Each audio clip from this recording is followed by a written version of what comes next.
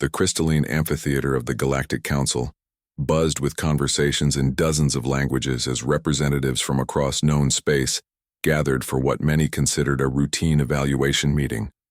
Though today's agenda promised something unusual. The assessment of a newly discovered species called humans for potential membership in their prestigious organization, towering above most other delegates. The Brutaxians stood like living mountains of stone and muscle, their rough granite-textured skin gleaming under the chamber's artificial lights while their massive hands could crush starship hulls without effort, making them one of the most physically intimidating species in the galaxy coiled around elevated platforms designed specifically for their serpentine bodies. The Vashti delegates displayed their impressive length and the hypnotic patterns of bioluminescent scales that ran along their spines, each one capable of injecting neurotoxins that could paralyze creatures 10 times their size within seconds of contact. The insectoid Hivari representatives clicked and chittered among themselves, their compound eyes reflecting the chamber's lights in thousands of tiny rainbows while their razor-sharp mandibles moved in constant communication, coordinating through chemical signals that most other species couldn't even detect near the center observation deck. Various other council members had arranged themselves according to ancient protocols. The energy beings of Nexus contained within their protective crystalline shells, the aquatic deep mires in their mobile water chambers, and the silicon-based rock hearts whose very presence made the temperature drop noticeably. All eyes eventually focused on the small figure standing alone in the center of the vast chamber, and the reaction was immediate and universally dismissive. Scattered laughter, whispered comments, and barely concealed mockery rippled through the assembled crowd like a wave of derision. David Chen stood exactly 6 feet tall in his simple blue, diplomatic uniform, his soft human features appearing almost childlike compared to the battle-scarred, naturally armored or technologically enhanced beings surrounding him on all sides. His skin looked impossibly vulnerable to beings accustomed to natural armor. His teeth seemed inadequate compared to fangs and mandibles designed for tearing flesh, and his overall physical presence appeared so unremarkable that several delegates wondered if this was perhaps some sort of elaborate joke. "This fragile thing conquered an entire planet," rumbled Gorak, the lead Brutaxian ambassador, his voice carrying the sound of grinding stone as he gestured dismissively toward the human representative with one massive clawed hand. The primary Vashti delegate lifted her elegant serpentine head, forked tongue flicking out to taste the air before she spoke in her species' characteristic hissing accent that somehow managed to convey both amusement and contempt simultaneously. Perhaps their world had no real predators. These creatures appear to be classic prey animals, probably surviving through rapid reproduction and hiding behaviors rather than any actual strength or capability. Several other delegates joined in the mockery, comparing humans to various weak species from their own homeworlds, while David remained perfectly calm and composed despite the increasingly harsh comments being directed at him. What none of the assembled aliens noticed was the small metallic device attached to David's wrist, appearing to be nothing more than a simple communication bracelet or perhaps some primitive piece of human jewelry. Though it contained technology that would soon change everything, High Arbiter Kellen, the ancient energy being whose crystalline shell pulsed with patterns of light that indicated deep thought, finally called for order in the traditional manner by projecting harmonic frequencies that commanded attention from every species present. "Human Representative David Chen, you have requested evaluation for membership in our Galactic Council, an honor reserved for only the most capable and advanced civilizations in known space. Please present your credentials and demonstrate why your species deserves consideration." The chamber fell silent, except for a few lingering chuckles and whispered comments about what sort of pathetic display they were about to witness from this obviously inferior species. David smiled with quiet confidence, completely unaffected by the mockery and derision surrounding him, and slowly raised his hand to touch the metallic device on his wrist, while his other hand moved to what appeared to be a simple collar worn around his neck. "Honored delegates, I appreciate your candid assessment of human physical capabilities, and I believe a demonstration would indeed be more effective than mere words in helping you understand our species' true nature." The laughter grew louder at this announcement, with several delegates making bets about whether the human would try to lift something heavy, demonstrate some pathetic fighting technique, or perhaps show them primitive tools. Before we begin, I should mention that Earth's evolutionary history is quite different from what you might expect. Our planet has produced some truly remarkable predators over its 4.5 billion year development period. More laughter and dismissive comments filled the air, but David continued speaking in the same calm, measured tone that suggested complete confidence in whatever he was about to reveal to the assembled council.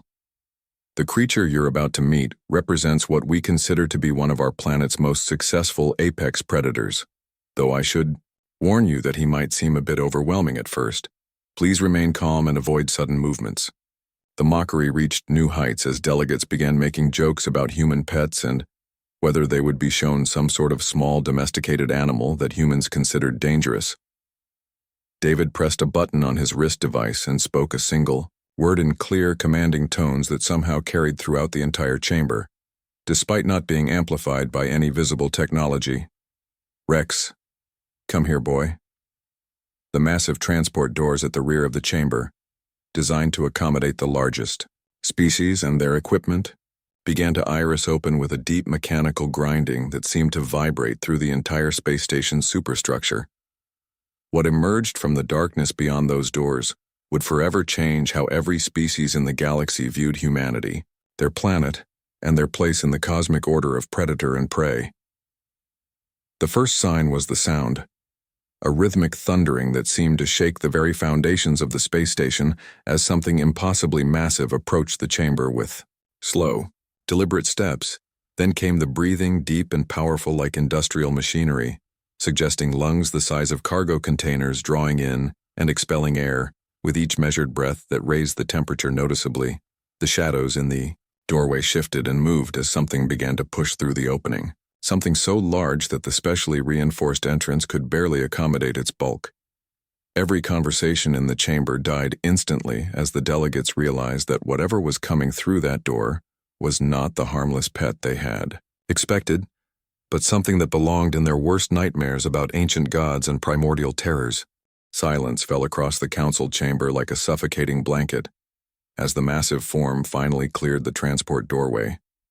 And what the assembled delegates saw defied every assumption they had made about Earth's evolutionary hierarchy and the creatures that ruled its surface.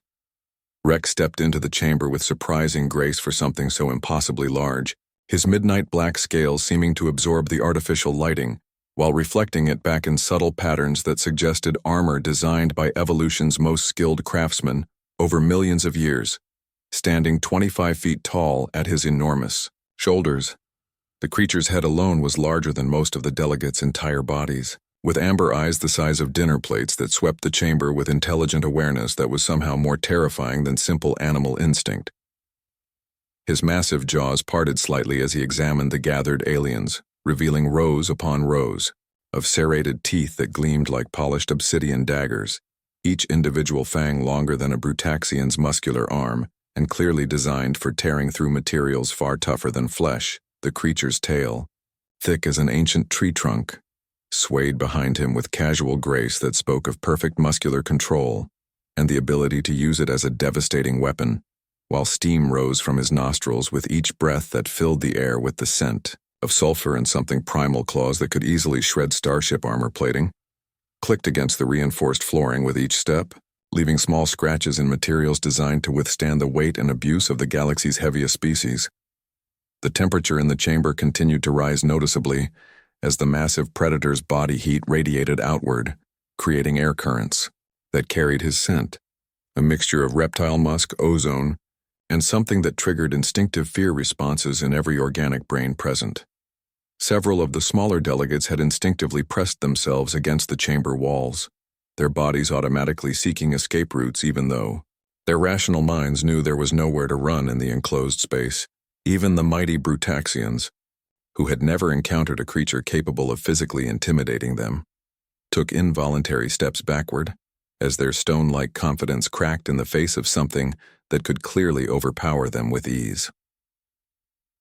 The insectoid Hivari representative's compound eyes remained fixed on the massive predator, while her mandibles clicked rapidly in patterns that indicated extreme distress, and her chemical communication signals were so strong that even non-Hivari species could smell her terror. "The void itself," whispered the primary Vashti delegate, her earlier mockery completely forgotten as her serpentine form coiled tighter around her platform in a defensive posture that hadn't been used since her species' primitive ancestors faced their own world's apex predators.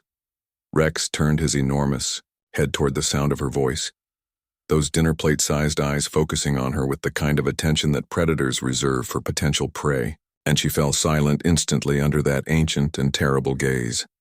David approached the massive creature without any visible fear or hesitation, reaching up to scratch Rex behind one of his smaller horns in a gesture so casual and familiar that it sent shockwaves of disbelief through every observer. The gesture was made even more stunning by Rex's response.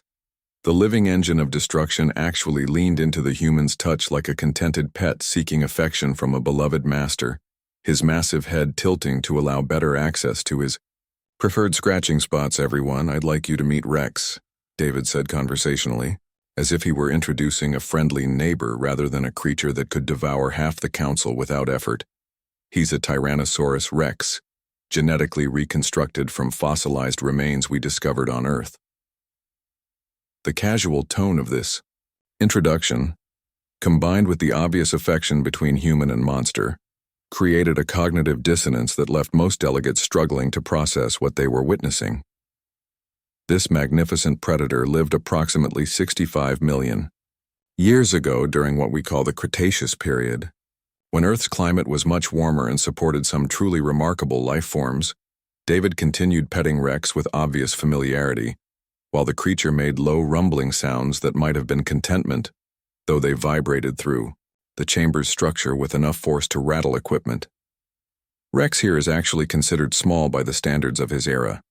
We've found fossil evidence of his species reaching lengths of over 40 feet and weights exceeding 7 tons, making them some of the most successful land predators in our planet's history. The implications of this statement hit the assembled delegates like a physical blow. If this monster was considered small by the standards of its time, what had the larger specimens been like? "Now I know what you're all thinking," David continued with a slight smile that somehow made him appear more dangerous despite his small stature and soft features. "If creatures like Rex dominated Earth millions of years ago, what happened to them? What could possibly have driven such perfect predators to extinction?" Rex lifted his massive head and looked around the chamber again, those amber eyes seeming to study each delegate individually, while his breathing created small wind currents that stirred the air. The answer to that question is quite interesting, actually. Yes, there was a massive asteroid impact that changed our planet's climate dramatically and contributed to the extinction event that ended the age of dinosaurs. David paused his petting to reach into a pocket of his diplomatic uniform, pulling out what appeared to be a solid metal sphere roughly the size of a basketball, its surface gleaming under the chamber's lights.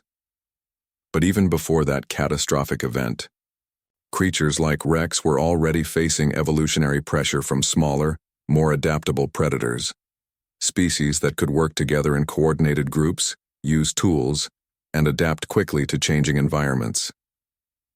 Without any warning or ceremony, David tossed the metal sphere casually into the air above his head, the object spinning slowly as it reached the peak of its arc before beginning to fall back down. Rex's head snapped forward with lightning speed that seemed impossible for something so massive, jaws closing around the sphere with a grinding crunch that reverberated through the chamber like thunder. The assembled delegates watched in horror and fascination as the creature's powerful jaws worked, the sound of rending metal filling the air as Rex chewed thoughtfully on what was clearly solid titanium alloy. After several moments of deliberate chewing, Rex swallowed the completely destroyed metal sphere with obvious satisfaction, then looked expectantly at David for more treats. "Good boy," David said warmly, reaching up to scratch under Rex's chin while the creature closed his eyes in contentment. He absolutely loves those titanium alloy treats. They help keep his teeth sharp and provide essential minerals for his enhanced metabolism. The casual mention of enhanced metabolism suggested that this was not exactly the same creature that had lived millions of years ago, but rather something that had been improved upon by human science and technology. Now I'm sure you're all wondering about the obvious question. David continued, still petting his massive companion. If Rex and his kind were the apex predators of their era, what exactly replaced them as the dominant species on Earth? The chamber remained completely silent except for Rex's rumbling contentment and the soft sounds of David's hand moving across the creature's scales, while every delegate waited for an answer they weren't sure they wanted to hear. High Arbiter. Kellen's crystalline shell flickered with energy patterns that indicated deep confusion and growing concern as he processed the implications of what they had just witnessed, his ancient consciousness struggling to understand how such a creature could exist in partnership with something as apparently fragile as a human. Human David, are you claiming that this creature is actually native to your homeworld, and that there were others like it or even larger specimens roaming your planet's surface millions of years ago? The energy being asked, his harmonic voice carrying undertones of disbelief. Rex was indeed native to Earth, though he lived during a time period we call the Mesozoic era, specifically the late Cretaceous period when our planet's climate and ecosystem were very different from what they are today, David replied while continuing to pet his massive companion with obvious affection.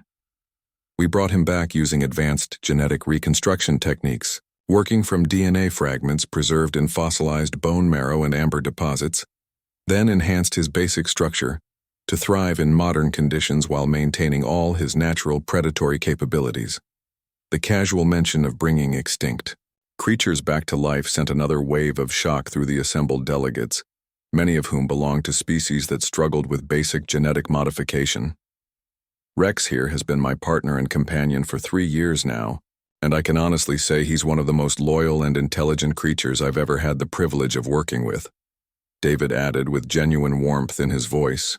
Gorak, the Brutaxian ambassador who had mocked humans only minutes before, found his voice cracking slightly as he asked the question that was haunting every mind in the chamber.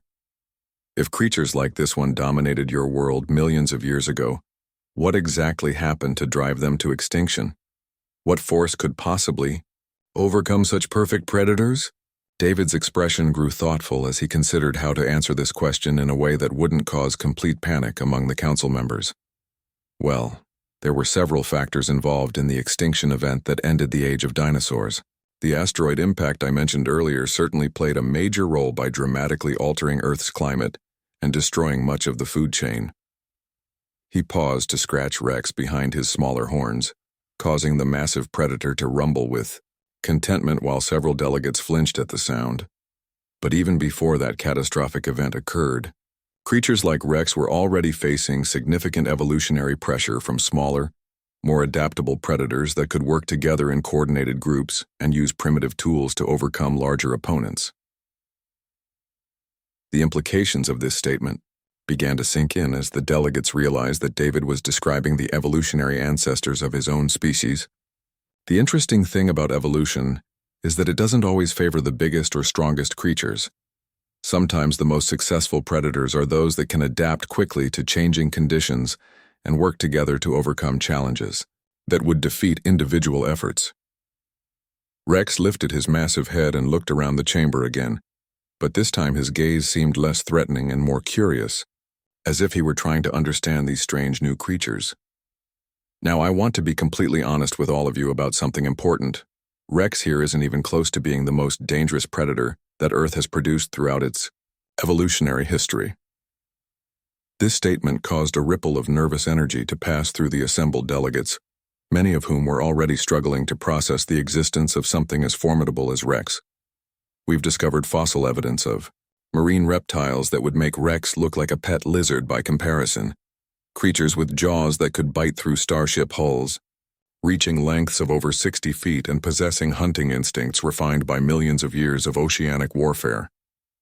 David gestured toward the chamber's viewing ports, beyond which lay the vast emptiness of space punctuated by distant stars, and then there were the flying predators, pterosaurs with wingspans that could easily cover this entire chamber, capable of diving from heights that would crush most creatures and possessing eyesight sharp enough to spot prey from orbit. The mental image of such creatures sent visible shudders through several delegates, while others began making calculations. about their own homeworld's defensive capabilities. But here's the truly fascinating part about Earth's evolutionary history. All of these incredible predators, from the smallest raptor to the largest marine hunter, were eventually replaced by something much smaller and apparently much weaker. David reached into another pocket and pulled out what appeared to be a simple metal sphere, similar to the one Rex had devoured but noticeably smaller and with a different surface texture. The species that inherited Earth was physically weaker than almost every other predator on the planet, with no natural armor, no fangs or claws worth mentioning, and certainly no ability to match creatures like Rex in terms of raw strength or size. He held up the sphere, and Rex immediately focused on it with the intense attention of a predator, waiting for prey, though he made no move to take it without permission. But this species had developed something unprecedented in our planet's long history. They had learned to form partnerships with other predators, to work together in ways that transcended simple pack behavior. David tossed the sphere gently into the air, but instead of letting Rex catch it, he caught it himself and held it just out of reach of the massive creature's jaws. They created tools that multiplied their natural capabilities exponentially, developed complex communication systems that allowed for sophisticated coordination, and eventually learned to harness the power of partnership itself.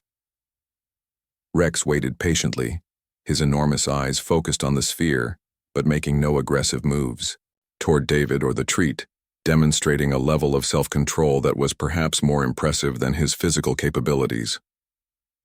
This species looked at creatures like Rex, and instead of seeing enemies to be defeated or threats to be avoided, they saw potential partners, allies whose natural abilities could complement their own weaknesses. The chamber remained absolutely silent as David finally gave Rex permission to take the treat, which the massive predator accepted gently from his human companion's hand. They learned that true strength doesn't come from being the biggest predator in the ecosystem, but from convincing every other predator that working together produces better results than competition. High Arbiter Kellen's energy patterns shifted to what appeared to be dawning comprehension, mixed with something approaching fear.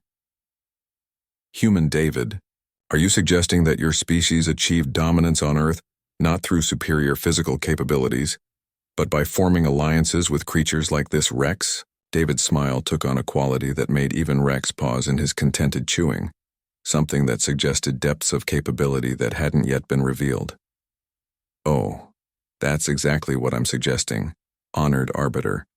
But Rex here only represents Earth's land-based apex predators, and our planet's evolutionary history encompasses much more than just terrestrial ecosystems.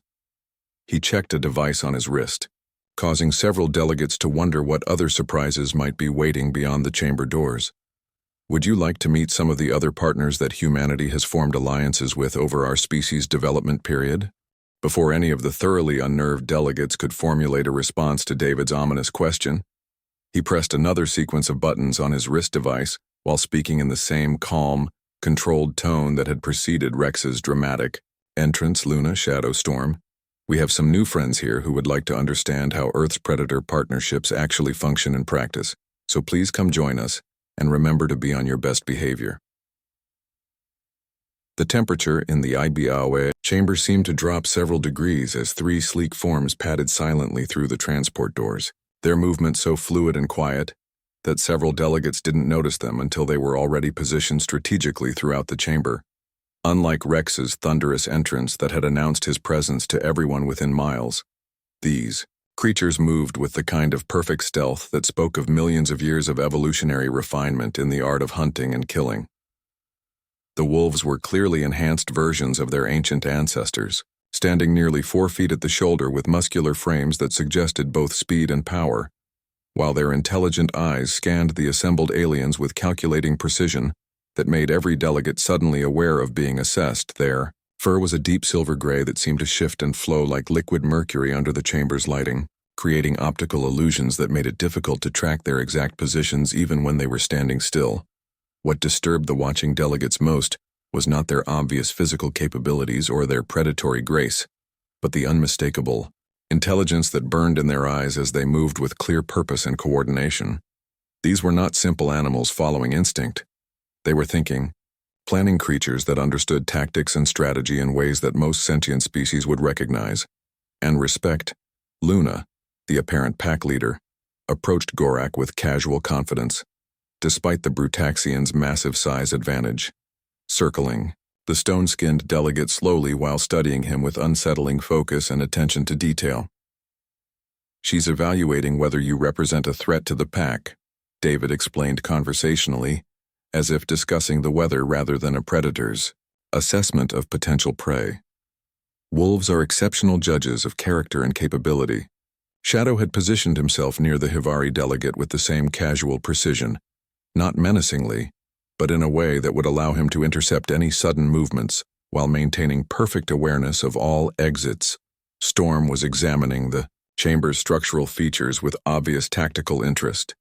His head tilted as if listening to sounds that the other species couldn't detect, mapping escape routes and defensive positions. These magnificent creatures represent one of Earth's most successful predator species, having survived the same extinction events that eliminated the dinosaurs while continuously refining their hunting strategies over millions of years. The wolves moved with such coordinated precision that it was clear they were communicating through subtle signals invisible to the watching aliens, their pack behavior demonstrating levels of cooperation that impressed even species known for their collective intelligence. Luna completed her circle around Gorak and sat down just outside his reach, her position chosen to allow rapid movement in any direction while keeping the massive Brutaxian under constant observation. Wolves were actually one of humanity's earliest and most important partnerships, formed thousands of years before we developed space travel or even basic agriculture.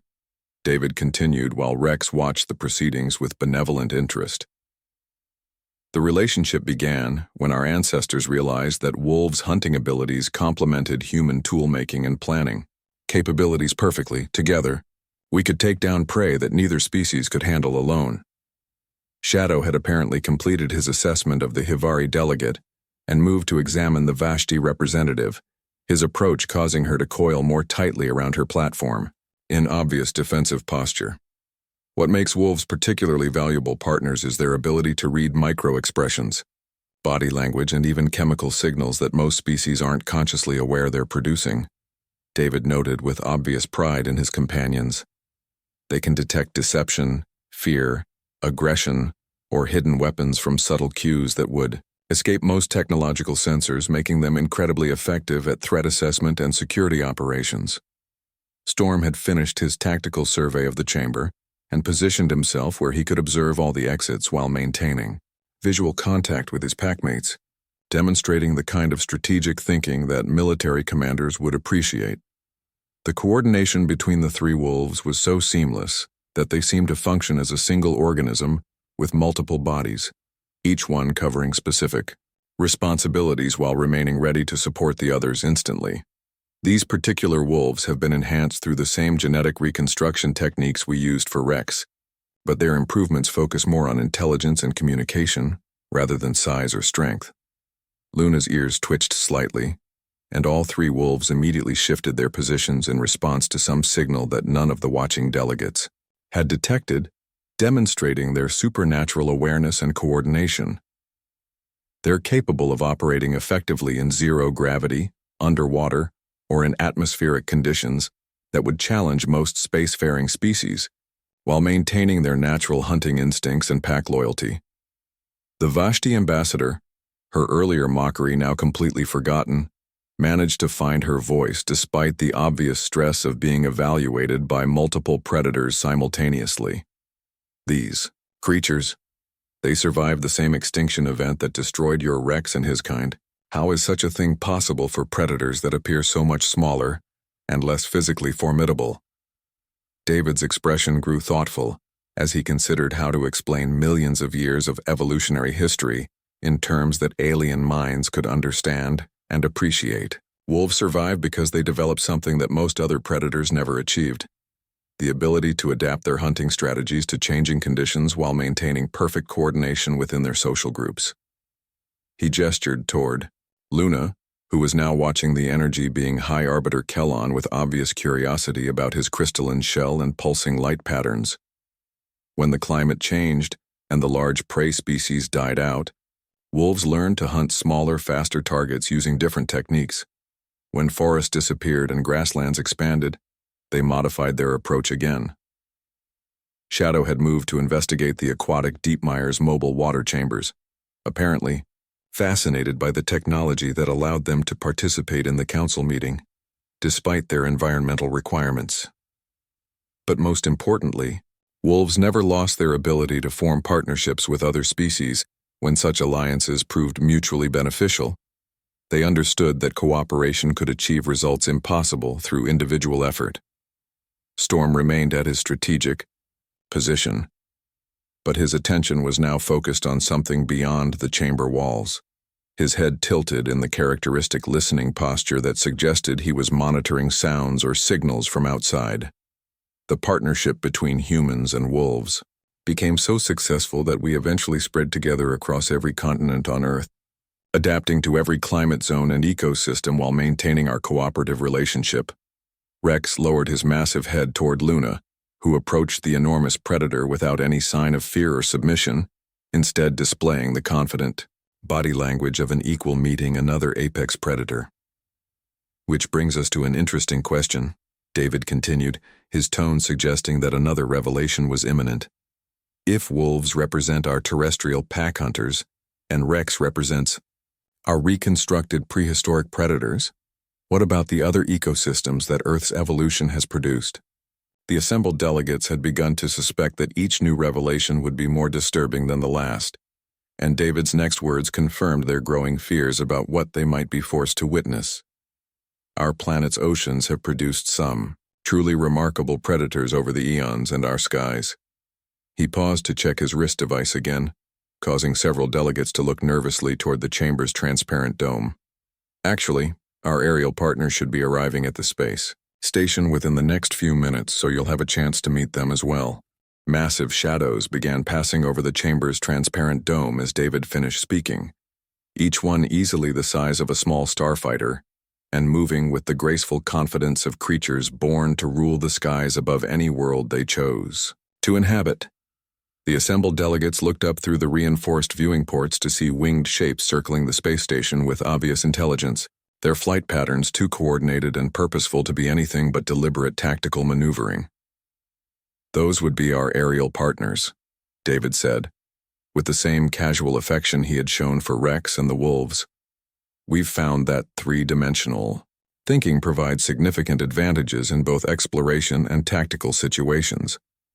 One of the flying creatures adjusted its approach vector and began a careful docking maneuver with the station's auxiliary bay, demonstrating the kind of spatial awareness and technical precision that most pilots required years of training to achieve. The chamber's emergency airlocks engaged automatically as the space station's systems detected and accommodated the incoming creature, while atmospheric readings showed that whatever was approaching generated its own heat signature comparable to a small spacecraft. What emerged through the specially reinforced docking port defied every preconception about prehistoric life and the limitations of biological evolution, representing a perfect fusion of ancient predatory design and modern enhancement technology. Ember stood 15 feet tall, even with her magnificent wings folded against her streamlined body, her scales a deep crimson that seemed to glow with inner fire while her eyes reflected an intelligence that was both ancient and thoroughly modern. Unlike Rex's earth-shaking presence or the wolves' silent menace, Ember radiated the kind of controlled power that came from absolute mastery of three-dimensional space and the ability to strike from any angle without warning. She moved with fluid grace that made it clear she was equally at home soaring through nebulae or maneuvering in the tight confines of a space station, her every gesture speaking of aerial superiority refined over millions of years. When she looked at the various alien delegates, her gaze carried the unique perspective of a creature that instinctively evaluated everything from above, assessing not just ground-level threats but escape routes and attack vectors that most species never considered. Her wings, even when folded, showed the kind of engineering perfection that aerospace designers spent lifetimes trying to replicate, with feathers that could apparently function in both atmospheric and vacuum conditions. Ember represents our partnership with Earth's aerial predators, David explained while approaching the magnificent creature without any visible fear or hesitation, reaching up to stroke her warm scales with obvious familiarity and mutual affection. The gesture sent another shockwave through the watching delegates as they realized that this small, seemingly fragile human had somehow earned the loyalty and protection of yet another creature that could eliminate most of them without significant effort. Ember lowered her great head to facilitate David's reach, her behavior demonstrating the same kind of voluntary submission that Rex and the wolves had shown, though her version carried the additional complexity of aerial tactical awareness. She's a reconstructed and enhanced pterosaur, specifically based on the Quetzalcoatlus species that dominated Earth's skies during the late Cretaceous period when Rex and his contemporaries ruled the land. The mental image of these creatures sharing the same time period, and possibly working together, sent visible shudders through several delegates who were beginning to understand the true nature of Earth's prehistoric ecosystem. Ember's enhancements focus primarily on intelligence amplification and spaceflight capabilities, allowing her to operate effectively in vacuum conditions while maintaining all her natural predatory instincts and aerial combat skills. David continued his affectionate attention to Ember's neck ridges, causing the magnificent predator to make low thrumming sounds that vibrated through the chamber's structure with harmonic frequencies that suggested contentment. What makes our aerial partnerships particularly valuable is the three-dimensional tactical awareness they provide. Most species think in terms of ground-level threats and defenses, but aerial predators automatically consider attack and escape vectors that others never imagine. Rex had positioned himself protectively behind David, while the wolf pack maintained their strategic positions throughout the chamber, creating a defensive formation that covered every possible approach angle, with overlapping fields of observation. The coordinated positioning between terrestrial, aerial, and pack hunters demonstrated a level of interspecies cooperation that impressed even delegates from hive mind societies known for their collective coordination capabilities. Now, I want to address the obvious question that I'm sure all of you are considering, David said, his voice taking on a more serious tone while he continued stroking Ember's scales. You're wondering how a species like humanity, which appears physically inferior to every predator we've shown you today, managed to convince these magnificent creatures to form partnerships rather than simply eliminating us as competition. The chamber fell completely silent, except for the various sounds of the earth creatures. Rex's deep breathing, the wolves' subtle movements, and Ember's contented thrumming, while every delegate waited for an explanation they weren't sure they wanted to hear.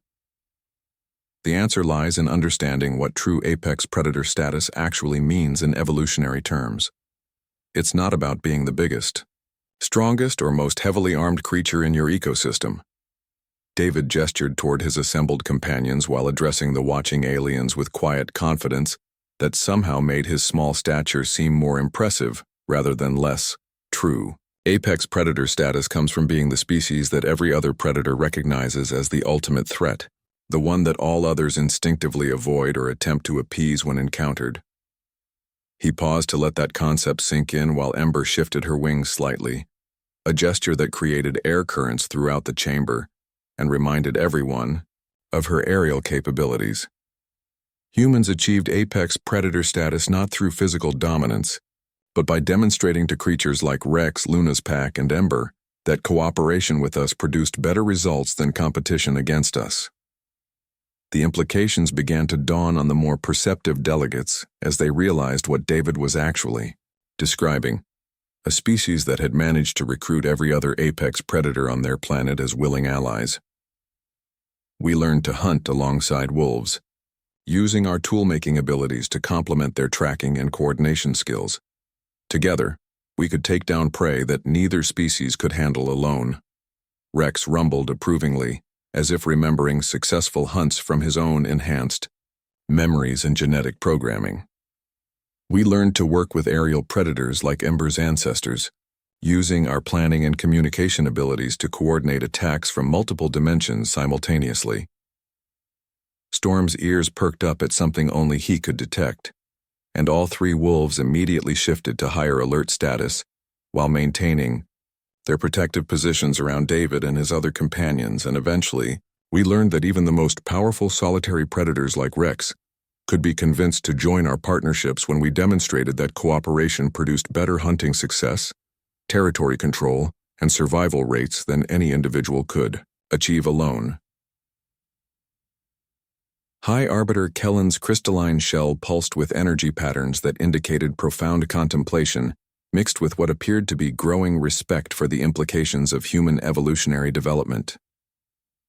But the most important thing we discovered during our species' rise to apex predator status was that true strength doesn't come from dominating other predators through superior force or intimidation.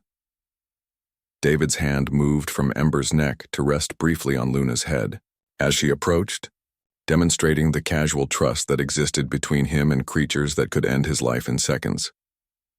True strength comes from being the species that every other predator actively chooses to protect and support, because they understand that your success directly contributes to their own survival and prosperity.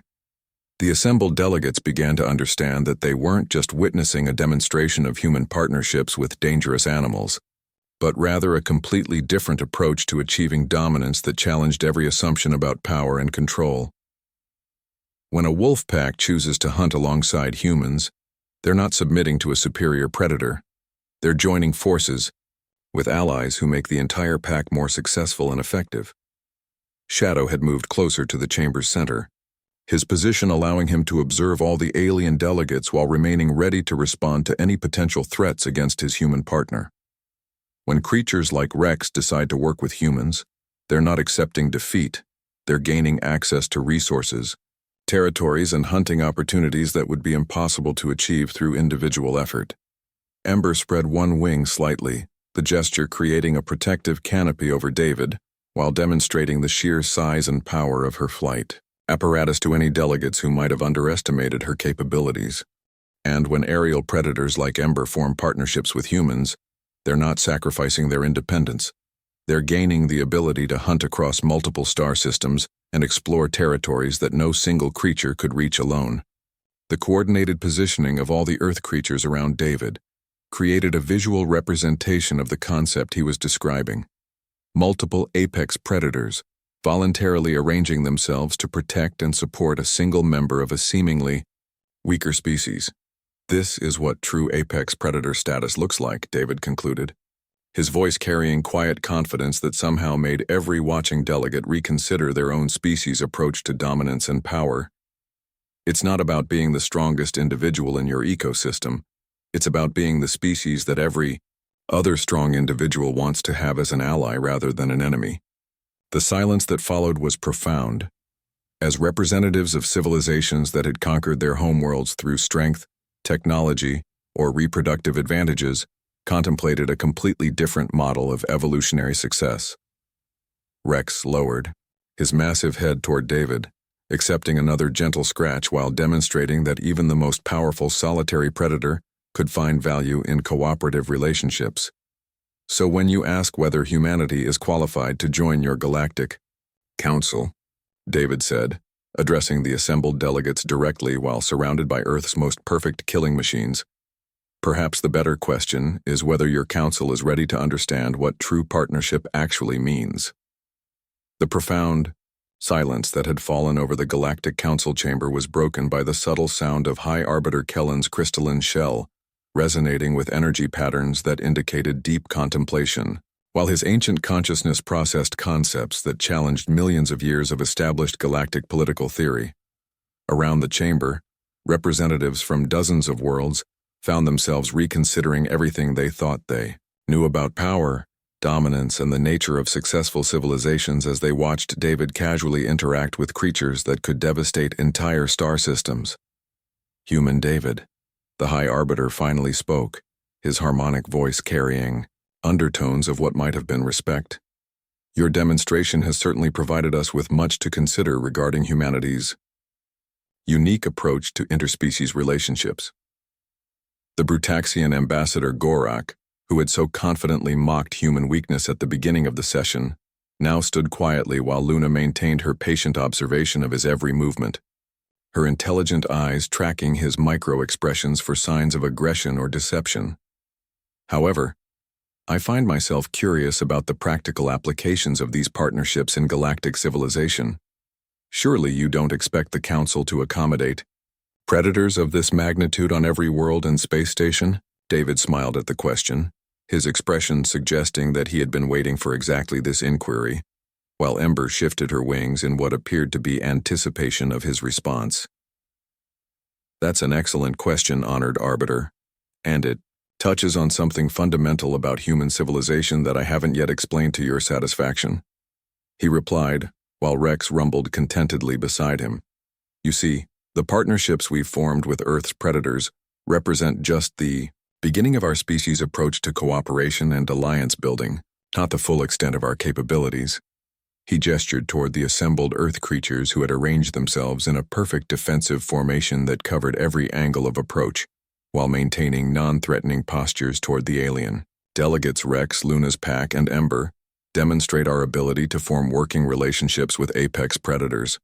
But humanity's real strength lies in our capacity to extend this same cooperative approach to any species we encounter. Storm's ears twitched at something only he could detect, causing all three wolves to shift their attention toward the chamber's viewing ports where additional shadows were passing overhead, suggesting that more surprises might be arriving. Every civilization represented in this council achieved dominance on their homeworld through some form of superiority. The Brutaxians through physical strength, the Vashti through natural toxins, the Hivari through collective intelligence. David paused to acknowledge each species as he mentioned them, his casual recognition of their achievements creating a sense of inclusion rather than competition. But humans discovered something different. We learned that the greatest strength comes not from being superior to other species, but from convincing every species we encounter that cooperation with us serves their interests better than competition against us. The implications of this statement began to resonate through the chamber as delegates realized that David was describing a fundamentally different approach to galactic expansion and diplomacy. When we encountered wolves, we didn't attempt to dominate them through force or eliminate them as competitors. We demonstrated that hunting together produced better results. For both species, Luna approached one of the smaller alien delegates, her movement causing initial alarm until it became clear that she was simply investigating their scent and body language with scientific curiosity rather than predatory intent. When we discovered Rex's fossilized remains, we didn't simply recreate him as a weapon or a trophy. We brought him back as a partner who could explore the universe alongside us while maintaining his natural dignity and autonomy. Ember extended her neck toward High Arbiter Kellen's crystalline shell, apparently fascinated by the energy patterns visible within the transparent structure, while the ancient being observed her with equal curiosity. And when we developed spaceflight capabilities, we didn't leave our partners behind. We enhanced their abilities so they could join us in exploring the galaxy, while contributing their unique perspectives and capabilities to our shared endeavors. The chamber's environmental systems detected the approach of additional life forms and began adjusting atmospheric composition and temperature settings to accommodate what appeared to be aquatic creatures arriving via specialized transport pods. The beauty of the partnership approach, David continued while monitoring the arrival of what were clearly more Earth creatures, is that it scales infinitely. The same principles that allowed us to work with our planet's predators can be applied to relationships with any species we encounter among the stars. 2 massive transport pods docked with the space station's auxiliary ports, their specialized life support systems suggesting that whatever was inside required aquatic environments to survive and function effectively. For example, Earth's oceans produced some truly remarkable predators that dwarf even Rex in terms of size and hunting capability, and we've formed partnerships with them as well for situations that require aquatic or deep space operations. The first transport pod opened to reveal what appeared to be a massive tentacled creature, easily 30 feet in length, whose intelligence was immediately apparent in the way it examined the chamber through the transparent viewing port. That would be Kraken, enhanced from Earth's ancient cephalopod predators. His species developed problem-solving abilities and spatial intelligence that surpass most sentient species, while maintaining all their natural predatory instincts. The second pod revealed an even more impressive sight. a creature that appeared to be a hybrid of Earth's ancient marine reptiles, measuring over 40 feet in length with adaptations that clearly allowed it to function in both aquatic and vacuum environments. And that's Leviathan, based on Earth's prehistoric marine predators but enhanced for deep space operations. Her species ruled our planet's oceans for millions of years and possessed hunting strategies that we're still learning to understand and appreciate. The assembled delegates watched in fascination and growing comprehension as more of Earth's apex predators arranged themselves around the human representative, each one demonstrating voluntary loyalty to their small, seemingly fragile partner. Now imagine applying this same partnership approach to galactic civilization, David said, his voice carrying the quiet confidence of someone who had already seen the results of such cooperation. Instead of competing with other species for resources or territory, humans seek to demonstrate that cooperation with us enhances every partner's natural capabilities while opening up opportunities that no individual civilization could achieve alone. High Arbiter Kellen's energy patterns shifted to what appeared to be dawning understanding, mixed with something that might have been excitement about the possibilities such an approach could create.